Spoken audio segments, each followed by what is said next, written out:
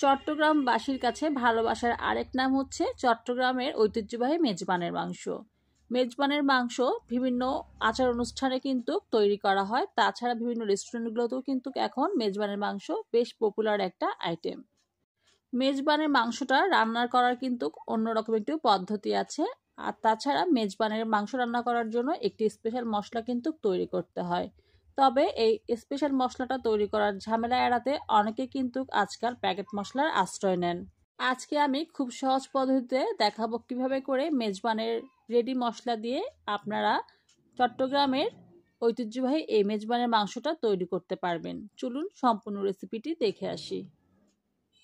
প্রথমে আমি নিয়ে নিচ্ছি 2 কেজি পরিমাণ গরুর মাংস হাড় সহ। আর পিসগুলো কিন্তু খুব বেশি একটা বড় করা যাবে না, মাঝারি সাইজে টুকরো করে কেটে নিলেই হবে। তারপর দিয়ে দিচ্ছি এর মাঝে 1 চামচ পরিমাণ হলুদের গুঁড়ো এবং 1 চামচ পরিমাণ মরিচের গুঁড়ো। দিয়ে দিচ্ছি 1/2 চামচ পরিমাণ জিরার গুঁড়ো আর দিচ্ছি 1/2 চামচ পরিমাণ ধনিয়া গুঁড়ো। দিয়ে দিচ্ছি 1 চামচ পরিমাণ লবণ। তারপর দিয়ে দিচ্ছি 1 চামচ করে আদা রসুন বাটা এবং 3 টেবিল চামচ পরিমাণ পেঁয়াজ বাটা। আমি আগেই বলেছি আজকে আমি এই মেজবানি মাংসটা রেডি মশলা দিয়ে রান্না করছি। আমি এখানে আজকে রাঁধুনি কোম্পানির মেজবানির যে রেডি মশলাটা আছে সেটা ব্যবহার করছি। মেজবানি মাংসের মশলায় 2টো প্যাকেট থাকে, একটি ছোট এবং একটি বড়। আমি ছোট প্যাকেট থেকে দিয়ে দিচ্ছি 2 চামচ পরিমাণ মশলা এবং বড় প্যাকেট থেকে দিয়ে দিচ্ছি প্রায় 2.5 চামচ পরিমাণ মশলা। এই মশলাগুলো কিন্তু আমি রান্নার শেষে আবারও ব্যবহার করব। যাই হোক, আমি এখন এখানে দিয়ে দিচ্ছি 3 টেবিল চামচ পরিমাণ সরষের তেল। তেল দেওয়া হয়ে গেলে আমি কিন্তু এবার সবগুলো উপকরণ খুব ভালো মতো মশলাগুলোর সাথে মেখে রেখে দিব 3 থেকে 4 ঘন্টার জন্য। অর্থাৎ ম্যারিনেট করে রাখতে হবে এই মাংসগুলো। মশলাটার সাথে মাংসগুলো মাখতে মাখতে কিন্তু অনেক সুন্দর একটা ফ্লেভার নাকের মধ্যে চলে আসছে। 3-4 ঘন্টা পর ফিরে আসছি মাংসটা রান্না করার জন্য। একটি পাত্রে আমি নিয়ে নিচ্ছি পরিমাণ মতো সয়াবিন তেল।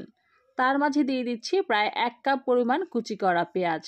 দিয়ে দিচ্ছি কিছু গোটা গরম মশলা। গোটা গরম মশলার মধ্যে আমি এখানে ব্যবহার করেছি এলাচ, দারচিনি, তেজপাতা, স্টার মশলা, লং, গোলমরিচ এবং শাহি জিরা। ও আচ্ছা, একটি কালো এলাচও কিন্তু ব্যবহার করেছি। সবগুলো মশলা তেলের মাঝে ভেজে আমি এখানে দিয়ে দিচ্ছি সামান্য পরিমাণ হলুদ, পেঁয়াজটা হালকা রং করার জন্য। তারপর এখানে ম্যারিনেট করা মাংসগুলো দিয়ে খুব ভালো মতো নেড়ে চেড়ে অনেকক্ষণ কষিয়ে নেব। প্রায় আমি এখানে 1.5 ঘন্টার মতো কষিয়েছিলাম। কষানোর পরে আমি এখানে দিয়ে দিচ্ছি পরিমাণ মতো গরম পানি। গরম পানিটা দিয়ে আবারও নেড়ে চেড়ে আমি প্রায় আধা ঘন্টার জন্য ঢেকে দেব।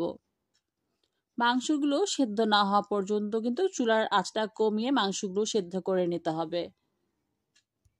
মাঝখানে এসে উল্টে পাল্টে দিচ্ছিলাম আর দেখছিলাম মাংসটা সেদ্ধ হয়েছে কিনা।